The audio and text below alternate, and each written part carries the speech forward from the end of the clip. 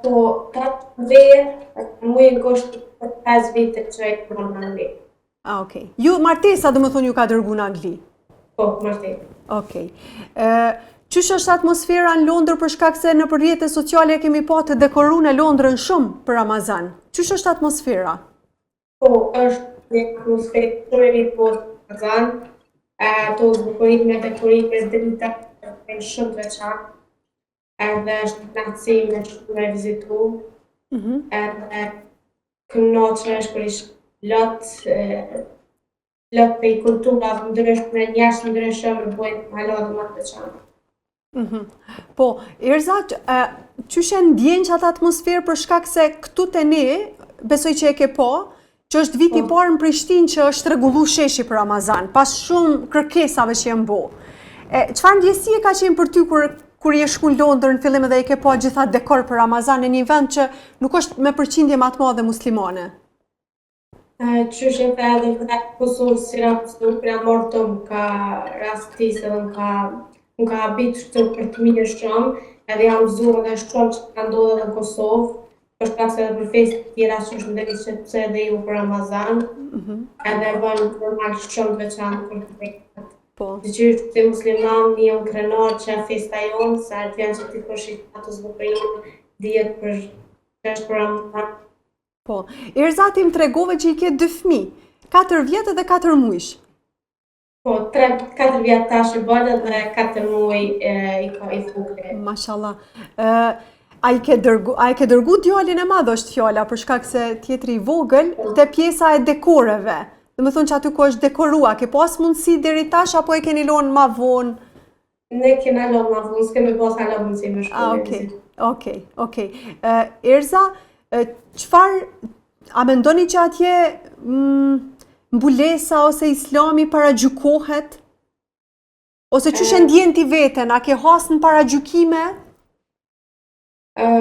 Po, më menja që në çdo vend botë të shkajsh i ka ato të veta, po anë negative. Në parë në taku, nashta me thonë nacista, ka ndodhë me taku edhe të kundërtën e krejt asoj, edhe po ka që ka që ka në shumë që ka vlerësohet për prahet.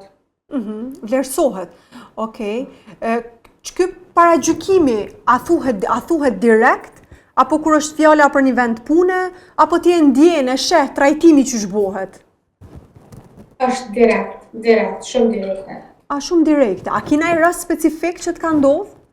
Po, ka ndodhur, kam qenë Tugejt, edhe u konë tamon angles i këtij vendi, edhe e ka mbulu ftyrën, edhe bëjke gjestet pasëndshme që nuk pashtimu për kjekës të fanë, po ajë për veti, dhe më thonë e ka mbulu ftyrën që mos me na po neve që jena më shami, ose ka ndodhur te lojat e fëmijëve që është më ma keq, veç pse ka qenë fëmijë vogël në shami, ka ndodhur që ka përdorur edhe vunë në atë fëmijë. Kjo shumë e rëndë, për shkak se Londra konsideroj që është ndër vendet që i mbron fëmijët. Më thonë, ka politika për mbrojtjen e fëmijëve. Tek fëmijët, normal fëmija ka doshtë lej me prej disa loja aty që ka qenë edhe kërëtorja i ka thonë që nuk prej, ka ndodhur që ka kopat fëmijën edhe ka shtyje, ka gjurë. Okej. A ka qenë prindi prezent? Po. A ka reagu? Po, të meru edhe prindja dhe ma krej që e në kona atë. Po, janë shumë raste të rralla. Po, pe kuptoj. Kështu, do me thonë, ju tash normal, kur jetoni atje keni kontakt me ambulantën, me spitalin, me institucione ose vende, markete, që i keni ato kontaktet e përditshme. Qysh e ndjen ti që pritesh si vajzë, si gru me mbulesë? Për institucionet, mirë, është shumë mirë, për ndryshe për institucione publike është shumë ma të këtë ma të respektu shumë. Okej. A mendon që punësimi i grave me shami atje është problem? Për më falë për që? Për punësim. Punësimi i grave me shami. Më thonë në profesionet ndryshme, në punat ndryshme.